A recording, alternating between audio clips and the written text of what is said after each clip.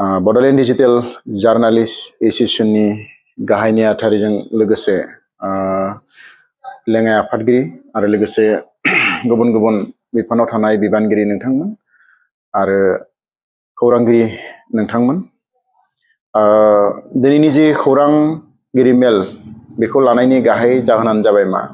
दिनैहाय जोङो फुङाव मोनसे निउस नुदों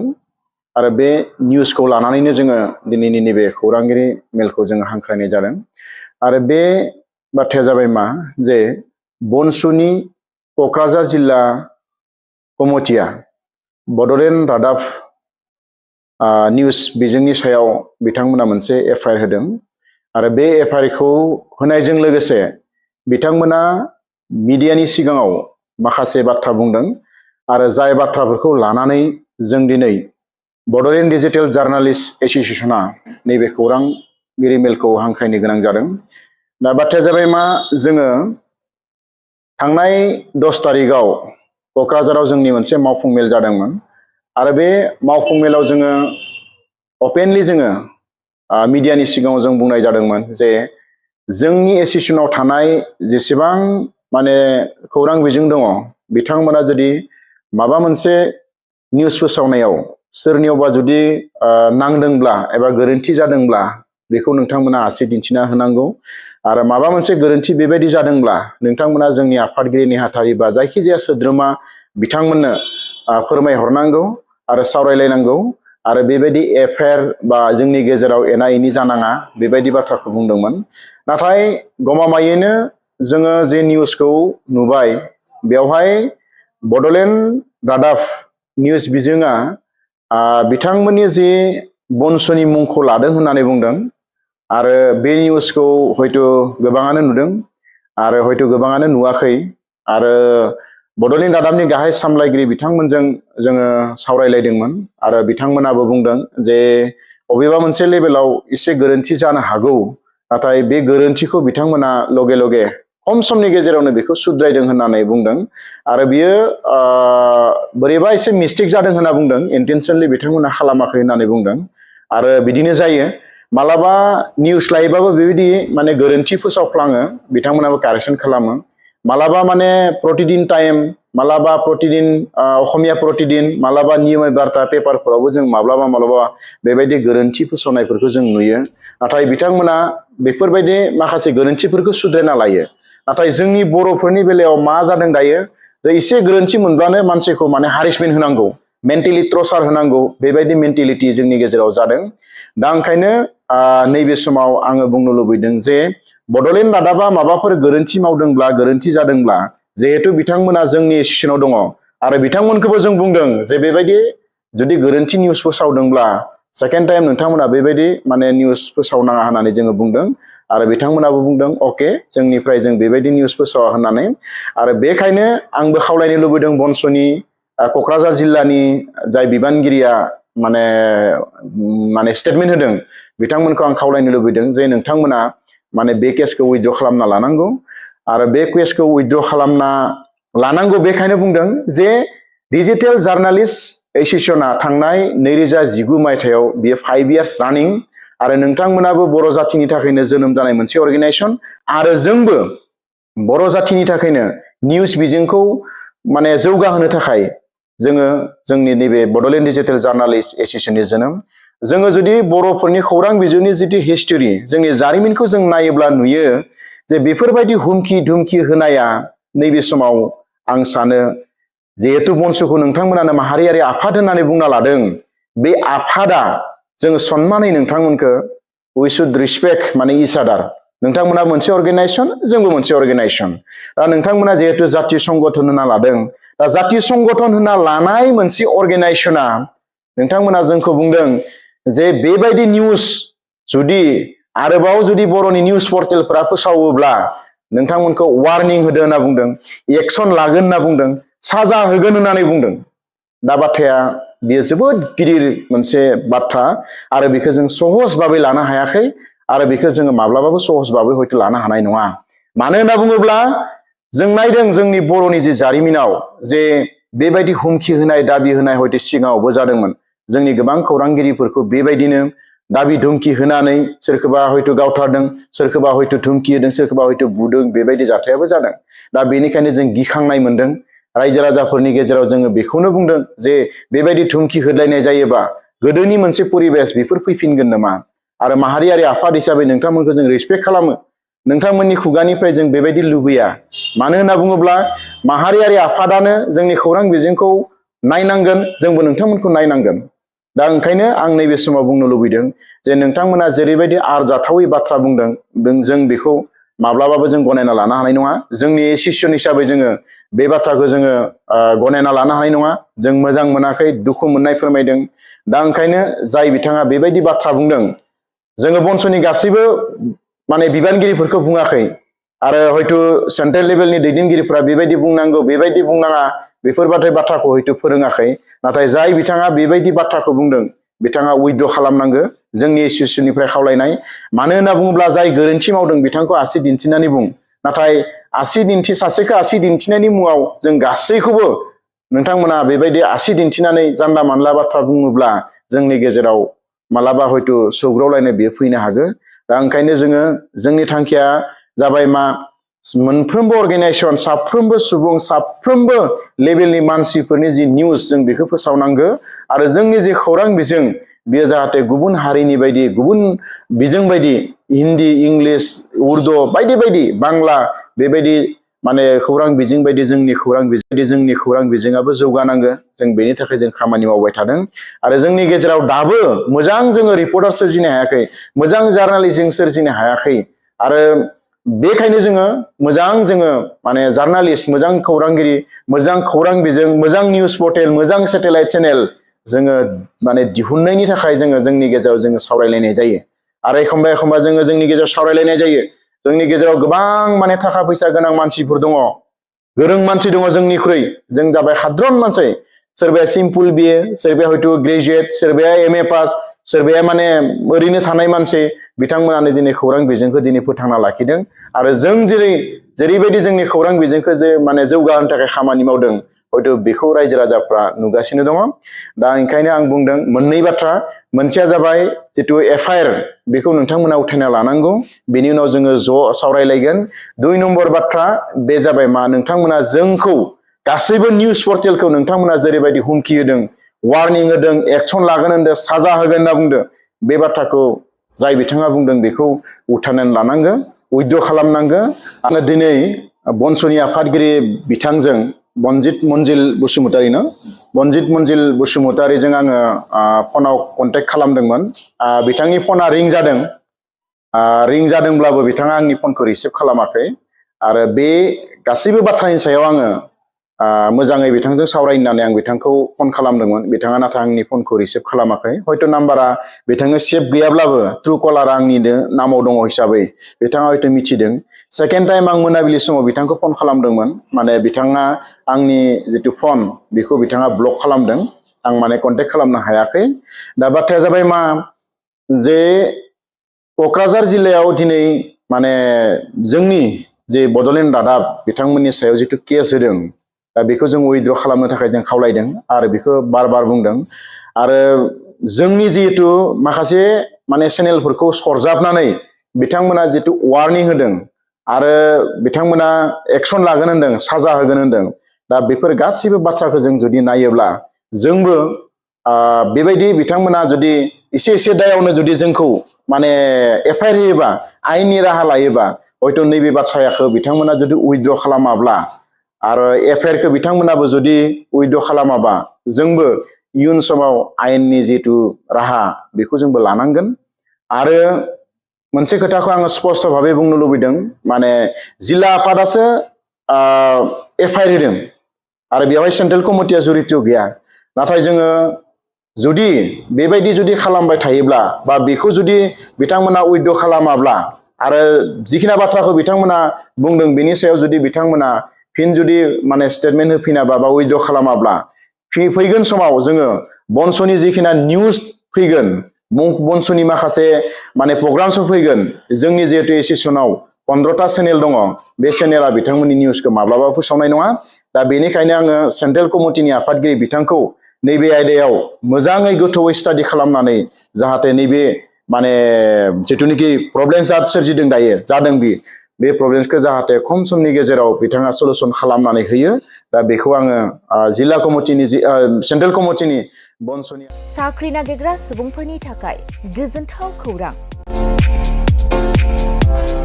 गिबि खेबनि थाखाय आरबि मेथमेटिक्स सेन्टारा बाक्सानि सदर मसलपुराव गासै कम्पिटिटिभ एग्जामनि थाखाय गोदानै कचिं सेन्टार बेखेवनो थांगासिनो दं जायफोर सुबुंफ्रा गोजान जायगायाव थांनानै कम्पिटिटिभ एग्जामनि थाखाय कचिं लानो हायाखैमोन बिथांमोना बे बारनिफ्राय बे कचिंनि खाबुखौ आरबि मेथमेटिक्स सेन्टारनि जोहै मसलपुराव मोननो हासिगोन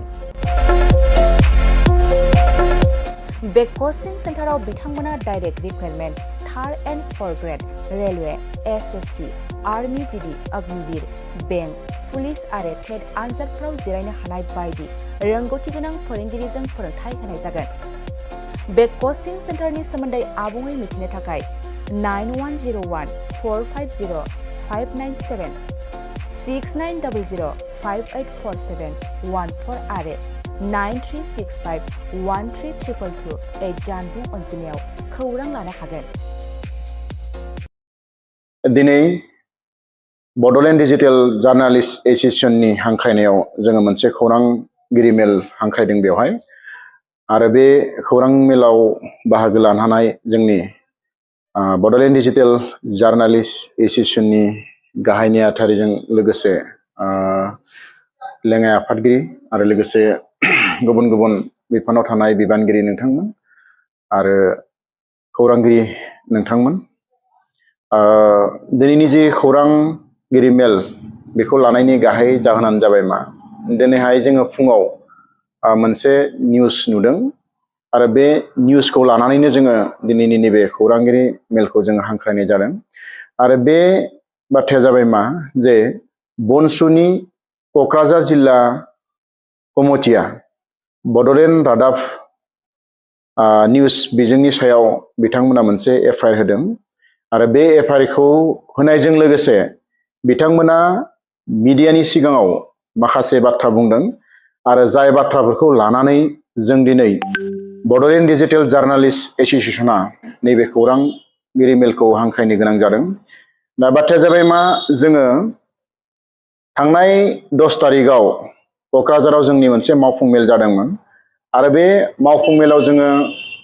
अपेनलि जोङो मिडियानि सिगाङाव जों बुंनाय जादोंमोन जे जोंनि एस'सिएशनाव थानाय जेसेबां माने खौरां बिजों दङ बिथांमोना जुदि माबा मोनसे निउस फोसावनायाव सोरनियावबा जुदि नांदोंब्ला एबा गोरोन्थि जादोंब्ला बेखौ नोंथांमोना आसि दिन्थिना होनांगौ आरो माबा मोनसे गोरोन्थि बेबायदि जादोंब्ला नोंथांमोना जोंनि आफादगिरि नेहाथारि बा जायखिजाया सोद्रोमा बिथांमोननो फोरमायहरनांगौ आरो सावरायलायनांगौ आरो बेबायदि एफआइआर बा जोंनि गेजेराव एना एनि जानाङा बेबायदि बाथ्राखौ बुंदोंमोन नाथाय गमामायैनो जोङो जे निउसखौ नुबाय बेवहाय बड'लेण्ड रादाब निउस बिजोङा बिथांमोननि जे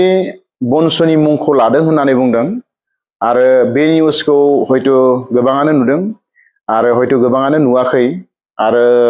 बड'लेण्ड रादाबनि गाहाय सामलायगिरि बिथांमोनजों जोङो सावरायलायदोंमोन आरो बिथांमोनाबो बुंदों जे बबेबा मोनसे लेभेलाव एसे गोरोन्थि जानो हागौ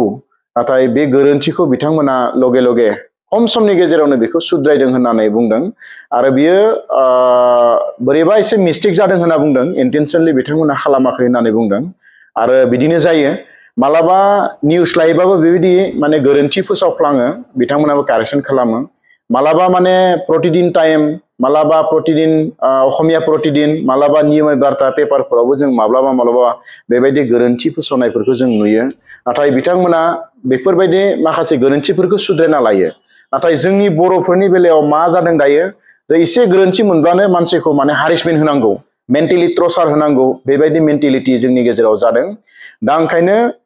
नैबे समाव आङो बुंनो लुबैदों जे बड'लेण्ड रादाबा माबाफोर गोरोन्थि मावदोंब्ला गोरोन्थि जादोंब्ला जिहेतु बिथांमोना जोंनि एस'सिएशनाव दङ आरो बिथांमोनखौबो जों बुंदों जे बेबायदि जुदि गोरोन्थि निउस फोसावदोंब्ला सेकेन्ड टाइम नोंथांमोना बेबायदि माने निउस फोसावनाङा होननानै जोङो बुंदों आरो बिथांमोनाबो बुंदों अके जोंनिफ्राय जों बेबायदि निउस फोसावा होननानै आरो बेखायनो आंबो खावलायनो लुबैदों बनसुनि क'क्राझार जिल्लानि जाय बिबानगिरिया माने स्टेटमेन्ट होदों बिथांमोनखौ आं खावलायनो लुबैदों जे नोंथांमोना माने बे केसखौ उइथड्र खालामना लानांगौ आरो बे केसखौ उइथड्र खालामना लानांगौ बेखायनो बुंदों जे डिजिटेल जार्नालिस्ट एसोसिएशना थांनाय 2019 मायथाइयाव बियो 5 इयार्स रानिं आरो नोंथांमोनाबो बर' जातिनि थाखायनो जोनोम जानाय मोनसे अर्गेनाइजेसन आरो जोंबो बर' जातिनि थाखायनो निउज बिजोंखौ माने जौगाहोनो थाखाय जोङो जोंनि नैबे बड'लेण्ड डिजिटेल जार्नालिस्ट एसोसिएशननि जोनोम जोङो जुदि बर'फोरनि खौरां बिजोंनि जिथु हिस्टरि जोंनि जारिमिनखौ जों नायोब्ला नुयो जे बेफोरबायदि हुमखि धुमखि होनाया नैबे समाव आं सानो जिहेतु बंस'खौ नोंथांमोनानो माहारियारि आफाद होननानै बुंना लादों बे आफादा जोङो सन्मानै नोंथांमोनखौ वी शुड रिसपेक्ट माने इच आदार नोंथांमोना मोनसे अर्गेनाइजेसन जोंबो मोनसे अर्गेनाइजेसन दा नोंथांमोना जिहेतु जातीय संगठन होनना लादों दा जातीय संगठन होनना लानाय मोनसे अर्गेनाइजेसना नोंथांमोना जोंखौ बुंदों जे बेबायदि निउज जुदि आरोबाव जुदि बर'नि निउज पर्टेलफोरा फोसावोब्ला नोंथांमोनखौ वार्निं होदो होनना बुंदों एक्सन लागोन होनना बुंदों साजा होगोन होननानै बुंदों दा बाथ्राया बेयो जोबोद गिदिर मोनसे बाथ्रा आरो बेखौ जों सहज भाबै लानो हायाखै आरो बेखौ जोङो माब्लाबाबो सहज भाबै हयथ' लानो हानाय नङा मानो होनना बुङोब्ला जों नायदों जोंनि बर'नि जे जारिमिनाव जे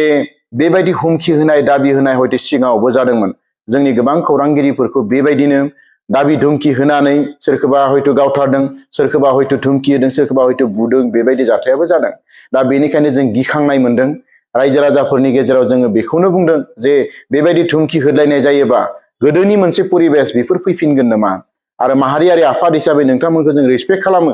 नोंथांमोननि खुगानिफ्राय जों बेबायदि लुबैया मानो होनना बुङोब्ला माहारियारि आफादानो जोंनि खौरां बिजोंखौ नायनांगोन जोंबो नोंथांमोनखौ नायनांगोन दा ओंखायनो आं नैबे समाव बुंनो लुबैदों जे नोंथांमोना जेरैबायदि आरजाथावै बाथ्रा बुंदों जों बेखौ माब्लाबाबो जों गनायना लानो हानाय नङा जोंनि एसोसिएसन हिसाबै जोङो बे बाथ्राखौ जोङो गनायना लानो हानाय नङा जों मोजां मोनाखै दुखु मोननाय फोरमायदों दा ओंखायनो जाय बिथाङा बेबायदि बाथ्रा बुंदों जोङो बंस'नि गासैबो माने बिबानगिरिफोरखौ बुङाखै आरो हयथ' सेन्ट्रेल लेभेलनि दैदेनगिरिफोरा बेबायदि बुंनांगौ बेबायदि बुंनाङा बेफोरबायदि बाथ्राखौ हयथ' फोरोङाखै नाथाय जाय बिथाङा बेबायदि बाथ्राखौ बुंदों बिथाङा उइथड्र खालामनांगौ जोंनि एसोसिएसननिफ्राय खावलायनाय मानो होनना बुङोब्ला जाय गोरोन्थि मावदों बिथांखौ आसि दिन्थिनानै बुं नाथाय सासेखौ आसि दिन्थिनायनि मुङाव जों गासैखौबो नोंथांमोना बेबायदि आसि दिन्थिनानै जानला मानला बाथ्रा बुङोब्ला जोंनि गेजेराव मालाबा हयथ' सौग्रावलायनाय बेयो फैनो हागौ दा ओंखायनो जोंनि थांखिया जाबाय मा मोनफ्रोमबो अर्गेनाइजेसन साफ्रोमबो सुबुं साफ्रोमबो लेभेलनि मानसिफोरनि जि निउज जों बेखौ फोसावनांगौ आरो जोंनि जे खौरां बिजों बेयो जाहाथे गुबुन हारिनि बायदि गुबुन बिजों बायदि हिन्दी इंलिश उर्दु बायदि बायदि बांला बेबायदि माने खौरां बिजों बायदि जोंनि खौरां बिजोङाबो जौगानांगौ जों बेनि थाखाय जों खामानि मावबाय थादों आरो जोंनि गेजेराव दाबो मोजां जोङो रिपर्टार सोरजिनो हायाखै मोजां जार्नालिज्म सोरजिनो हायाखै आरो बेखायनो जोङो माने जार्नालिस्ट मोजां खौरांगिरि मोजां खौरां बिजों मोजां निउज पर्टेल मोजां सेटेलाइट चेनेल जोङो माने दिहुननायनि थाखाय जोंनि गेजेराव जोङो सावरायलायनाय जायो आरो एखमबा जोङो जोंनि गेजेराव सावरायलायनाय जायो जोंनि गेजेराव गोबां माने थाखा फैसा गोनां मानसिफोर दङ गोरों मानसि दङ जोंनिख्रुइ जों जाबाय साधारन मानसि सोरबाया सिम्पल बिए सोरबाया हयथ' ग्रेजुवेट सोरबाया एमए पास सोरबाया माने ओरैनो थानाय मानसि बिथांमोनानो दिनै खौरां बिजोंखौ दिनै फोथांना लाखिदों आरो जों जेरैबायदि जोंनि खौरां बिजोंखौ जे माने जौगाहोनो थाखाय खामानि मावदों हयथ' बेखौ रायजो राजाफ्रा नुगासिनो दङ दा ओंखायनो आं बुंदों मोननै बाथ्रा मोनसेया जाबाय जितु एफआइआर बेखौ नोंथांमोना उथायना लानांगौ बेनि उनाव जोङो ज' सावरायलायगोन 2 नम्बर बाथ्रा बे जाबाय मा नोंथांमोना जोंखौ गासैबो निउज पर्टेलखौ नोंथांमोना जेरैबायदि हुमखि होदों वार्निं होदों एक्सन लागोन होनदों साजा होगोन होनना बुंदों बे बाथ्राखौ जाय बिथाङा बुंदों बेखौ उथायनानै लानांगौ उइथड्र खालामनांगौ आङो दिनै बंस'नि आफादगिरि बिथांजों बनजित मन्जिल बसुमतारिजों आङो फनाव कन्टेक्ट खालामदोंमोन बिथांनि फना रिं जादोंब्लाबो बिथाङा आंनि फनखौ रिसिभ खालामाखै आरो बे गासैबो बाथ्रानि सायाव आङो मोजाङै बिथांजों सावरायनो होननानै आं बिथांखौ फन खालामदोंमोन बिथाङा नाथाय आंनि फनखौ रिसिभ खालामाखै हयथ' नाम्बारा बिथांनो सेभ गैयाब्लाबो ट्रु कलारा आंनिनो नामाव दङ हिसाबै बिथाङा हयथ' मिथिदों सेकेन्ड टाइम आं मोनाबिलि समाव बिथांखौ फन खालामदोंमोन माने बिथाङा आंनि जितु फन बेखौ बिथाङा ब्लक खालामदों आं माने कन्टेक्ट खालामनो हायाखै दा बाथ्राया जाबाय मा जे क'क्राझार जिल्लायाव दिनै माने जोंनि जे बड'लेण्ड रादाब बिथांमोननि सायाव जितु केस होदों दा बेखौ जों उइथड्र खालामनो थाखाय जों खावलायदों आरो बेखौ बार बार बुंदों आरो जोंनि जिहेतु माखासे माने चेनेलफोरखौ सरजाबनानै बिथांमोना जितु वार्निं होदों आरो बिथांमोना एक्सन लागोन होनदों साजा होगोन होनदों दा बेफोर गासिबो बाथ्राखौ जों जुदि नायोब्ला जोंबो बेबायदि बिथांमोना जुदि एसे दायावनो जुदि जोंखौ माने एफआइआर होयोबा आयेननि राहा लायोबा हयथ' नैबे बाथ्राखौ बिथांमोना जुदि उइथड्र खालामाब्ला आरो एफआइआरखौ बिथांमोनाबो जुदि उइथड्र खालामाबा जोंबो